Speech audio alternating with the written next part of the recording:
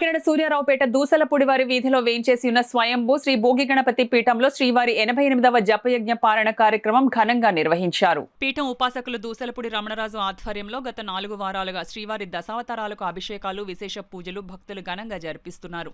అందులో భాగంగా ఈ వారం విశ్వక్ శ్రేణులకు ప్రత్యేక పూజలు నిర్వహించారు. పీఠం సభ్యులు స్వయంగా భక్తి శ్రద్ధలతో పూజలు చేశారు. ఈ సందర్భంగా పీఠం ఉపాసకులు దూసలపూడి రమణరాజు మాట్లాడుతూ పీఠం 17 సంవత్సరాలు పూర్తి చేసుకుని 18వ సంవత్సరంలోకి అడుగుపెట్టిన సందర్భంగా భోగి గణపతి పీఠంలో స్వామివారి కాంస్య కవచ యజ్ఞం పురస్కరించుకొని 24 నెలల పాటు సంకష్ట హర చతుర్థి మాసోత్సవాలు నిర్వహిస్తున్నట్లు చెప్పారు.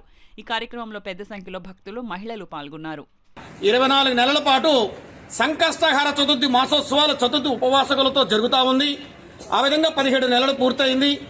శ్రీవారి జపయజ్ఞ పారాయణ 87 వారాలు పూర్తయి ఇప్పుడు 88వ వారం జరుగుతూ ఉంది.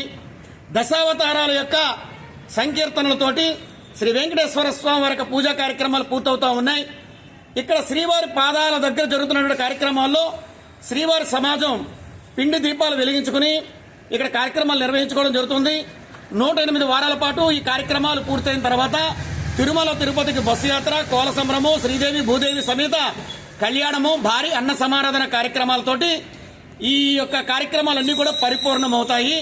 ఆ విధంగా స్వామివారికి 18 సంవత్సరాలు పూర్తయ్యేటువంటి కార్యక్రమం 2026 జనవరి నెలకి జరుగుతూ ఉంది.